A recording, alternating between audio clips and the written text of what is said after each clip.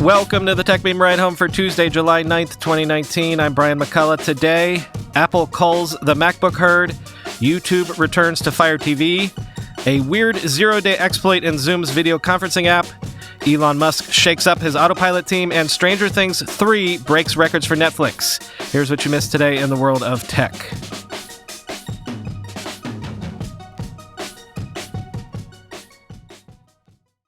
Apple quietly updated its MacBook lineup today, and the notable additions are the MacBook Air gets Apple's True Tone display, and a $100 price drop. The Air now starts at $1,099 or $999 for students, but it's still got Intel's dual-core 8th Gen i5 chips. No upgrade there. The base model MacBook Pro gets the biggest overhaul. Quote, instead of the 2.3 gigahertz dual-core 7th Gen Core i5 chipset that Apple has offered for over 2 years, the new entry-level MacBook Pro now offers a 1.4 gigahertz quad-core 8th Gen Core i5 chip, which can boost up to 3.9 gigahertz. Sadly, the biggest flaw of the original MacBook Escape remains. Unlike the pricier 13-inch MacBook Pro, it still only offers 2 USB-C ports, not 4, end quote. Pricing begins at $1,299 for the 128GB SSD model and $1,499 for the 256GB model. But the real news is what's been taken away, actually. The 12-inch non-Pro MacBook, gone. The original MacBook Air, which had hung around despite the Air updates, gone. And the MacBook Escape, also gone, which means if you want a MacBook Pro without the Touch Bar, you are now officially out of luck. And YouTube has officially returned to the Fire TV, and Amazon's Prime Video is launching today with support for Chromecast and other Android TV devices. So, as Chaim Gartenberg says in The Verge, Amazon and Google have basically made up.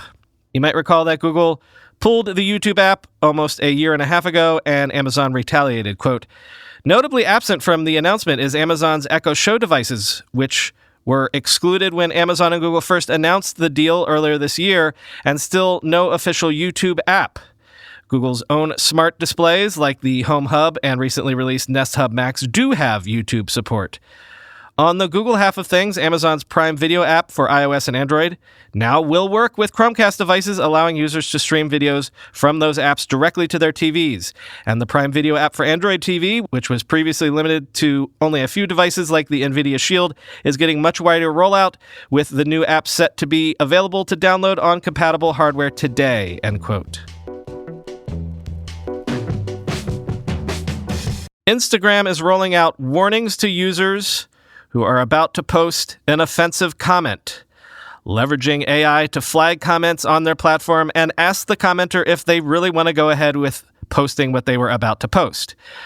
Quoting The Verge, users will be given the opportunity to undo their comment, and Instagram says that during tests, it encouraged, quote, some people to reflect and undo what they were writing. Clearly, that some stat isn't concrete, and presumably people posting offensive content know that they're doing so, but maybe they'll take a second to reconsider what they're saying, end quote. But at the same time, Instagram is testing a feature that will essentially empower you to shadow ban someone from commenting on your posts.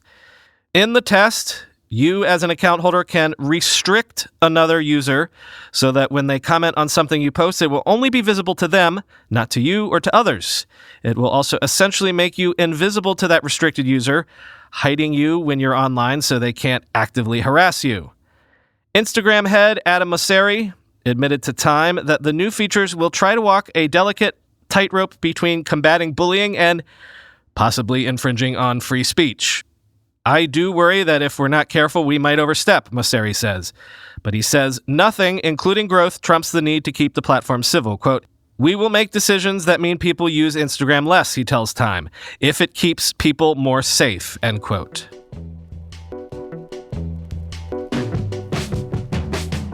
A researcher discovered a zero-day exploit in Zoom's Mac client, and this is a wild one. It lets any malicious site force a user onto a Zoom call with video enabled without the user's permission. Quoting Jonathan Lightsuch, who discovered the vulnerability, "This vulnerability leverages the amazingly simple Zoom feature where you can just send anyone a meeting link, and when they open that link in their browser, their Zoom client is magically opened on their local machine. I was curious about how this amazing bit of functionality was implemented and how it had been implemented securely. Come to find out, it really hadn't been implemented securely, nor can I figure out a good way to do this that doesn't require an additional bit of user interaction to be secure," end quote. It's actually sort of jaw-dropping how they implemented this. Quoting Owen Williams, "Perhaps the most dastardly part of this discovery, however, is that the web server Zoom drops on a Mac is not removed when uninstalling. It stays active in the background secretly. That server magically reinstalls the software without user interaction if you ever click on a Zoom link, which in my mind is the definition of a virus. Removing that backdoor is non-trivial, requiring a terminal command to get rid of it, which is beyond most users' capabilities. Even scarier, it's still unclear what the server actually does and whether or not it's collecting other data behind the scenes, a concern the researcher mentions as well. Zoom has millions of users, so dropping a quiet, undocumented backdoor on their computers is unacceptable and a massive liability in the long term. I'd be surprised if we don't see Apple reprimand them or revoke their security certificate in the coming weeks. This is the first time we're learning about the existence of this secret server, and Zoom continues to stand by the fact that they use this method. If I were them, I'd be afraid of the next researcher not being as friendly, but rather exploiting it at scale. Sounds like the perfect way into a few million business devices, if you ask me," end quote. And a follow-up, quoting ZDNet, "Zoom now signs the request to the server, but Lightsuch maintains this is not enough to be secure. Thanks to the report, Lightsuch said Zoom also removed the ability for a call host to automatically have participants join with video enabled. Zoom did end up patching this vulnerability, but all they did was prevent the attacker from turning on the user's video camera. They did not disable the ability for an attacker to forcibly join to a call anyone visiting a malicious site," the security researcher wrote. Zoom has defended its use of a local web server on Macs as a, quote, workaround to changes that were introduced in Safari 12. The company said in a statement that it felt running a local server in the background was a, quote, legitimate solution to a poor user experience, enabling our users to have seamless one-click-to-join meetings, which is our key product differentiator, end quote.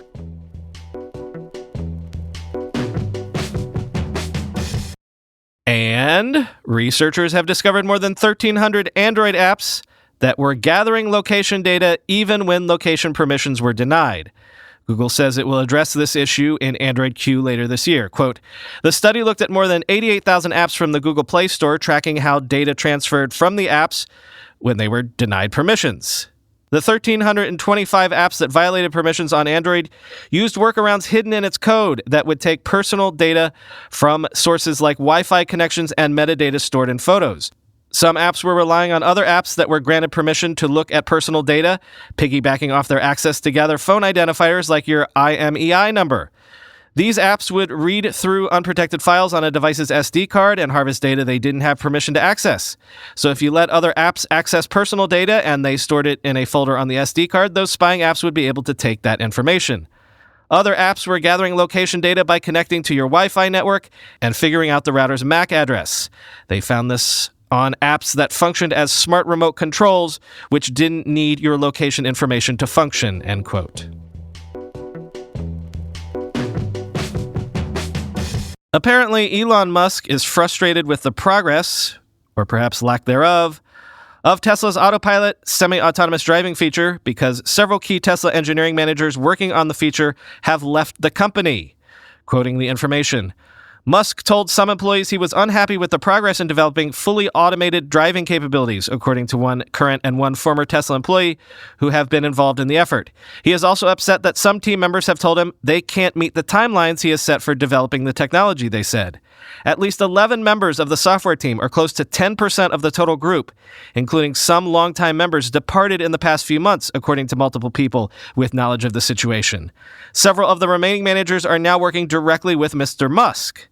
These departures follow Mr. Musk's removal of the Autopilot group's leader, Stuart Bowers, around the start of May, a move first reported by the website Electrek, which also reported on some of the other exits. Mr. Musk also elevated other people within the Autopilot team as a part of a broader shakeup, end quote. Uber today launched the Uber Comfort tier in 43 cities and smaller states in the U.S. Basically, pay a little more and you can ride in a newer mid-size car with more legroom, higher-rated drivers, and the ability to tweak rider preferences, like requesting a specific climate temperature, and also no talking from the driver, quoting Josh Constein. Before users hail an Uber Comfort car, they can request Quiet Preferred, Happy to Chat, or leave the default of No Preference, as well as warmer or colder temperature settings. These rider preferences launched in May as part of Uber's pricier Blackened SUV cars, alongside a way to request help with luggage, but now they're becoming more affordable. The move allows Uber to charge slightly more for better vehicles and higher-rated drivers that used to be lumped in with its budget Uber X tier. This also lets Uber compensate drivers better if they're willing to forego the small talk or crank the air conditioning. Quote, Uber Comfort should result in fares for drivers that are at least 20% higher than Uber X, not including surge or promotions, for a tip with the same time and distance, an Uber spokesperson told Constein. Some critics consider the Quiet Ride button an affront to the dignity of Uber's contractors, saying it makes them act like robots when their job will soon be threatened by self-driving vehicles. But others just see it as an enhanced customer service that's reasonable to request given riders are paying for a driver's professional services, end quote.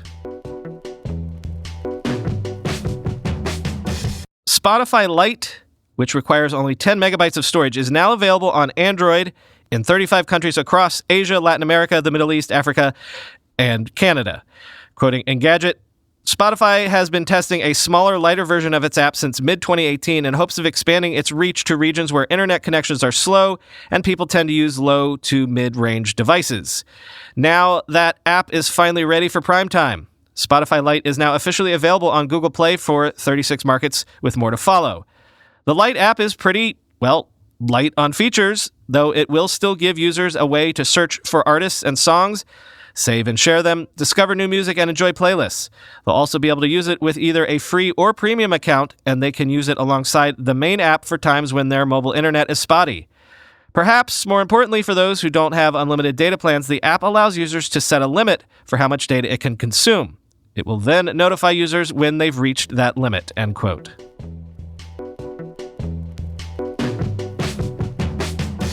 Finally today, Netflix says Stranger Things Season 3 has been viewed by 4.7 million households since its July 4th launch, a new record for a Netflix film or series. Stranger Things 3 is breaking Netflix records, the official Netflix account tweeted Monday. 40.7 million household accounts have been watching the show since its July 4th global launch, more than any other film or series in its first 4 days, and 18.2 million have already finished the entire season, end quote. Quoting from Deadline, when Season 2 of Stranger Things debuted in October 2017, Nielsen, which had said 2 weeks earlier that it would start measuring Netflix viewership on TVs, said the first episode averaged 15.8 million U.S. viewers and nearly 11 million in the demo viewing on the TV. The measurement service also said all of the 9 new episodes averaged 4 million viewers and 3 million in the demo, saying a, quote, significant viewing event occurred, end quote. And quoting Engadget, the company treats a view as anyone having watched at least 70% of an episode or movie. It didn't break down the audience by region. The view count isn't completely surprising given the sheer amount of hype involved, but it's still a major feat. Netflix broke its movie record in June when Murder Mystery garnered nearly 30.9 million views in 3 days. Stranger Things is well past that, and makes earlier TV shows seem downright modest. It took Umbrella Academy, one of Netflix's bigger series, a month to reach 45 million account views, end quote.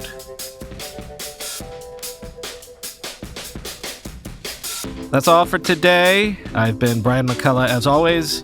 You might have heard that Ross Perot died today at the age of 89.